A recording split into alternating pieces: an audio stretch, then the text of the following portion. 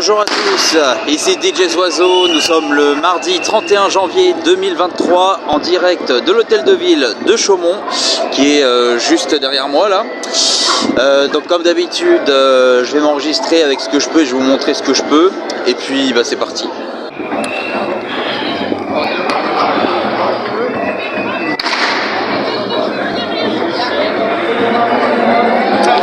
La force ouvrière est là, les gilets jaunes. La manif est contre la réforme des retraites pour ceux qui se poseraient encore la question. Parce que j'ai entendu dire qu'il y a des gens qui savent pas pourquoi il y a des gens qui manifestent en France quoi.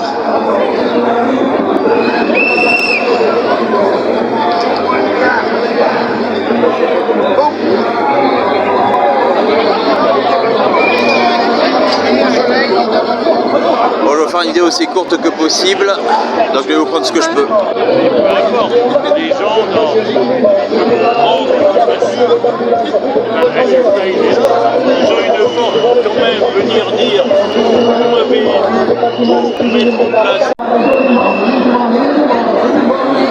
Voilà une vue panoramique, 17h05 à peu près. Des fois ça se remplit un peu plus à partir de 17h20-30. Mais là c'est déjà pas mal pour Chaumont Ski hein.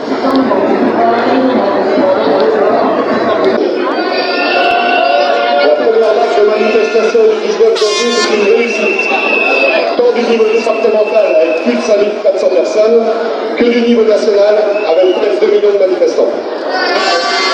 Nous savions pertinemment que nos attentes sont au retrait de la réforme des retraites ne seraient furent mises au jour.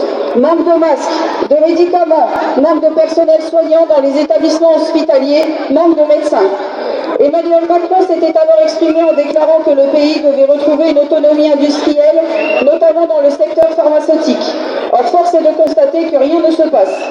Pour une simple épidémie de bronchiolite et de grippe, les pharmacies sont dépourvues des médicaments, pourtant les plus basiques.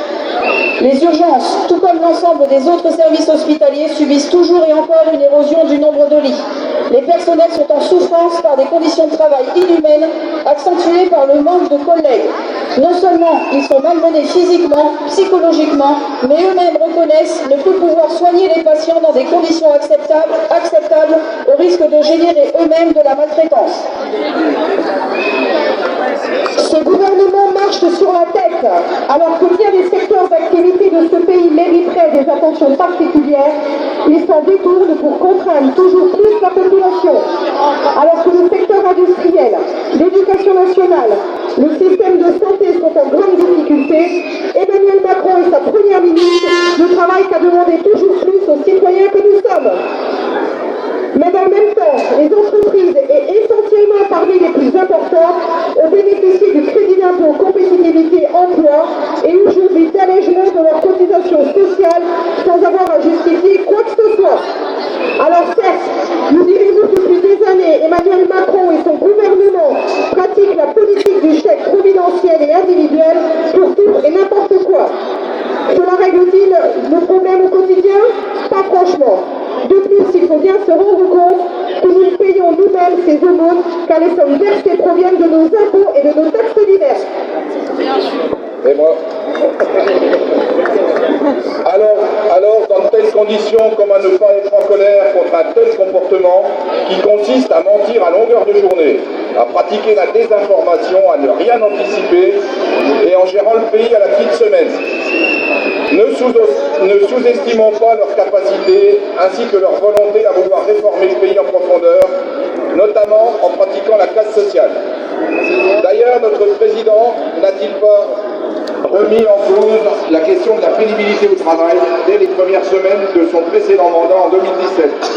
Eh bien si le compte professionnel de prévention et de pénibilité, le C3P mis en place au 1er janvier 2015 et comprenant 10 critères de pénibilité, je ne les rappellerai pas, tout le monde les connaît, fut en partie remis en cause en octobre 2017 en devenant le compte professionnel de prévention, le C2P, un P en moins, circulé, et en passant de 10 critères à 6. Exit la manutention manuelle de charge, les postures pénibles, l'exposition aux vibrations mécaniques, ainsi qu'aux agences chimiques dangereuses. Et aujourd'hui, Elisabeth Borne annonce qu'il pourrait y avoir une évolution possible du nombre de critères en contrepartie d'un allongement de la durée du travail. Merci beaucoup. Mais que ces discussions devraient se tenir au sein des branches professionnelles avec les partenaires sociaux. Autant dire que cela n'est pas prêt de se faire.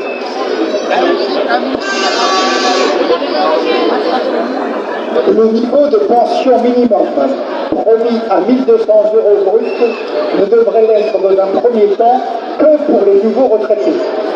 Pour les actuels, il faudra encore trouver les fonds nécessaires, sachant que le net de 1 200 € pour une personne seule s'élève en fait à 1 090 € par mois, et que le minimum vieillesse en France au 1er 2023 est de 961 € par mois.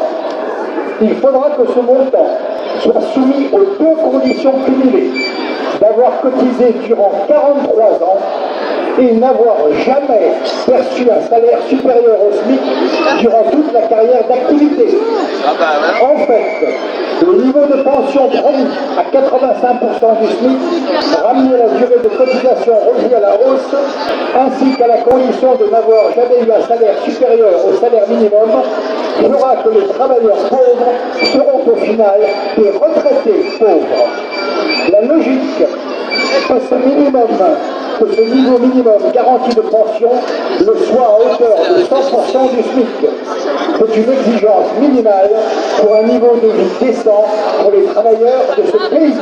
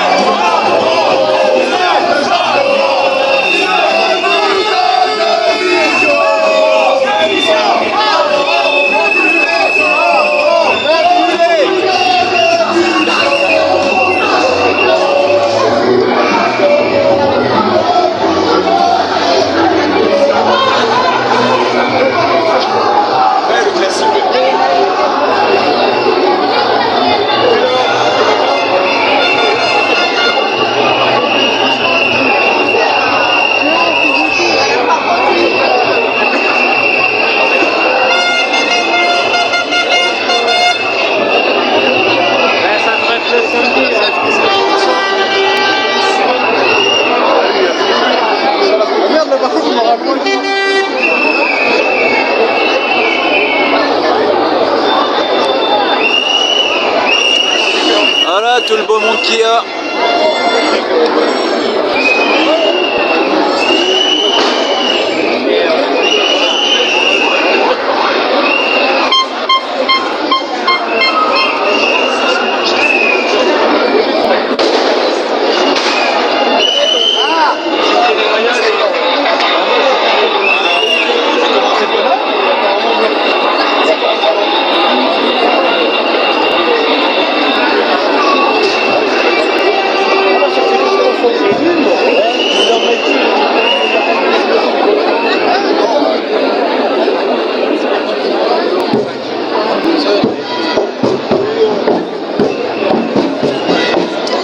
Voilà tout le monde qu'il y a. Bon, je vais pas vous faire une vidéo trop longue et on m'a précisé que lors de ma vidéo du 19, justement vous voyez pas trop la fin parce qu'il commençait à faire nuit, etc. Donc à moins de me balader avec un projecteur, je peux pas éclairer la foule. Mais voilà, comme ça vous aurez vu le nombre de personnes qu'il y a aujourd'hui. A plus.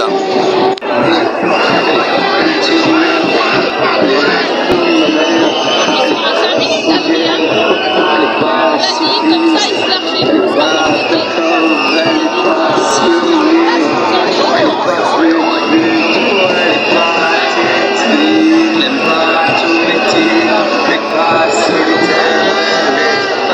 Et bonsoir à tous, c'est la fin de la manifestation.